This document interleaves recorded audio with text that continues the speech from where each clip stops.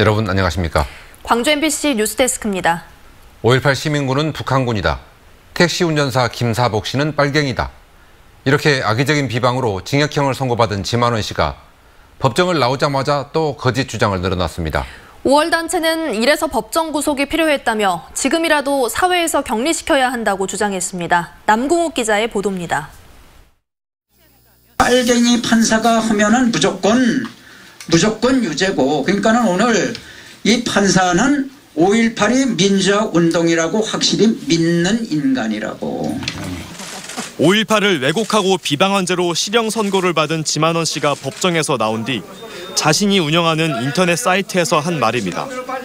심지어 자신을 법정 구속에서 면하게 해준 판사를 향해 원색적인 표현을 써가며 비난했습니다. 개판이 아니라 이게 진짜 개판이야. 응? 그 아까 얘기를 판사가 얘기하는 거 하나하나 들으니까 이야 저 빨갱이를 그게 김태호야, 김태호.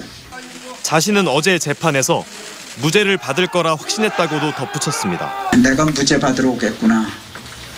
그리고 아주 당당하게 그 사진들 뉴스 사진들 있지만은 아주 얼굴 환하게 웃고. 서울중앙지법 김태호 판사는 어제 5.18 시민군 등의 명예를 훼손한 혐의로 기소된 지 씨에게 징역 2년과 벌금 100만 원을 선고했습니다. 5.18 때 북한군이 개입했고 천주교 정의평화위원회 신부들은 공산주의자라는 것, 그리고 영화 택시 운전사의 주인공 고 김사복 씨가 빨갱이라는 지 씨의 망언에 모두 유죄를 인정했습니다. 하지만 고령 등의 이유로 법정 구속을 면하자 판결문의 잉크가 마르기도 전에 다시 헛소리를 늘어놓은 겁니다. 그래서 구속하지 않기 때문에 또한 지금 폄훼하고 재판부를 폄훼하고 사회에 영원한 격리를 시키고, 정당들도 지 씨를 구속하지 않은 재판부를 하나같이 비판했습니다. 정의당은 지 씨를 법정 구속하지 않은 것은 국민 법감정에 위배되는 것이라고 지적했고, 민주당은 구속되지 않은 지 씨가 유튜브에 터무니없는 주장을 되풀이했다고 비난했습니다. 5.18을 왜곡하고 거짓 주장을 한 지 씨에게 법원에 유죄 판결이 내려진 건 이번이 세 번째. 하지만 대한민국 민주주의 역사와 광주 시민을 향한 지 씨의 막말은 여전히 그치지 않고 있습니다. MBC 뉴스 남궁욱입니다. 민주당의 경선 준비가 예상보다 빨라지고 있습니다. 이미 광주 전남 4곳은 경선 후보가 정해졌고 다른 지역구도 주말 휴일 사이에 경선 구도가 나올 것으로 보입니다. 보도에 이계상 기자입니다. 4.15 총선 경선 지역에 대한 민주당 1차 발표에서 광주 전남 지역구 4곳이 선정됐습니다. 광주 동남을 지역구 김혜경 이병헌 후보, 북구갑 정준호 조호섭 후보, 북구을 이영석 전진숙 후보의 경선이 결정됐고, 전남은 해남 완도 진도 지역구에서 윤광국 윤재갑 후보가 경선을 치르게 됐습니다. 광주 지역의 경우 동남을과 북구갑은 전략 공천 가능성이 꾸준히 거론돼 왔지만 후보 2명이 경선을 치르는 것으로 결론났습니다. 공정관리위원회에서 공천 경선력을 발표를 하면 48시간 이내에 이의 신청을 받게 됩니다. 그 이의 신청까지 종합해서 최고위에 보고합니다. 내일과 모레 사이 광주 전남의 경선 지역구가 차례로 발표되고 지역별 경선 후보자도 대부분 결정될 것으로 전망됩니다. 민주당은 전략 공천 지역과 단수 후보 공천 지역구를 다음 주 중으로 확정하고 늦어도 오는 24일쯤부터 경선 여론조사를 실시할 예정입니다. 민주당은 공정한 시스템 공천, 국민 눈높이 공천이 원칙입니다.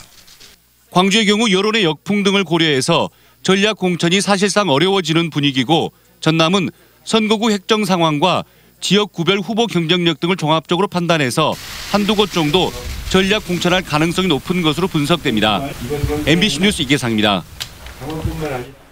바른미래당과 대한신당, 민주평화당 등 이른바 호남계 야3당이 통합에 극적으로 합의했습니다. 이들 야3당은 오는 17일 합당하기로 했고 통합정당의 이름은 민주통합당으로 한다는 내용에 합의했습니다. 또 현재 3당의 대표가 공동대표를 맡되 연장자인 손학규 대표를 상임대표로 하고 대표 임기는 2월 28일까지로 못 박았습니다. 한편 안철수 전 의원이 이끄는 국민의당은 모레 김대중 컨벤션 센터에서 광주시당 창당대회를 열고 새몰이에 나설 계획입니다.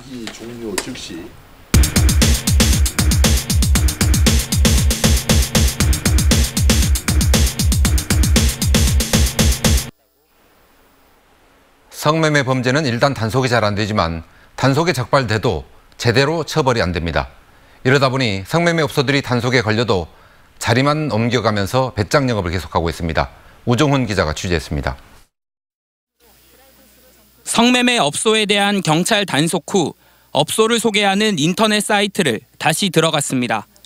취재진의 신고로 단속된 한 곳을 제외한 나머지 성매매 업소들은 아랑곳 않고 영업을 계속하고 있습니다. 눈치는커녕 심지어 새로운 업소까지 생겼습니다. 오후 3시 예약 가능합니까? 가능하죠, 사장님. 단속에도 불구하고 성매매가 끊이지 않는 이유는 무엇일까? 지난 2004년 만들어진 성매매 특별법은 업소를 운영해 성매매를 알선하거나 성매수를 한 이들을 처벌하도록 하고 있습니다. 하지만 성매매에 대한 처벌은 관대했습니다. MBC가 지난 2년간 광주지법에 오피스텔 성매매로 재판에 넘겨진 53명에 대한 판결문을 취재한 결과 10명 중 2명은 벌금형만 선고받았습니다. 이 중에서는 성매매 업소를 운영하다 3차례나 적발되고도 벌금만 내고 자리를 옮겨 또 영업을 하다 징역 10개월을 선고받은 업주도 있었습니다. 실형을 받은 경우에도 형량은 평균 7.1개월에 불과했고 그나마도 대부분이 집행유예로 풀려났습니다. 성매매로 기소된 사람들 가운데 2명의 여성 종사자를 제외한 96%는 업주나 업소에서 관리직으로 참여했던 이들이었습니다. 성매수자가 재판에 넘겨진 경우는 없었는데 대부분 검찰 단계에서 걸러진다는 게 법조계 의견입니다. 실제 지난 8년간 광주지검의 범죄 처리 실적에 따르면 성매매 특별법은 다른 특별범죄에 비해 재판에 넘겨지는 비율, 즉 기소율이 평균 14% 낮았습니다. 이 중에서도 특히 범죄 혐의가 충분해도 검사가 기소를 하지 않는 기소 유예율은 다른 특별범죄보다 31%나 높았습니다. 성매매 특별법을 위반한 10명 중 5명은 전과자로 처벌받지 않는 겁니다. 수요가 계속 있다고 하는 거는 그 성착취로 돈을 벌 수 있는 기회가 계속 노출이 된다는 소리잖아요. 그러면 성착취로 돈을 벌 수 있는 그 기회 자체를 차단해야 한다. 단속도 힘든데 적발돼도 처벌이 세지 않으니 업소는 배짱 영업을 이어가고 있습니다. 저요. 다시 하던데 걸려도 영업을. 지금도 성매매를 뜻하는 은어를 인터넷에 검색하면 업소들이 몰린 사이트를 어렵지 않게 찾을 수 있습니다.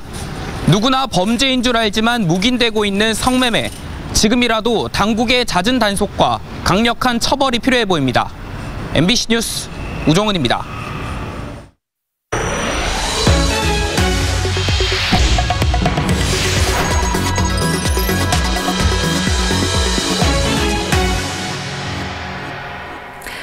오늘 겨울답지 않게 날이 참 포근했습니다. 광주의 경우 낮 기온이 무려 19도까지 올랐는데요.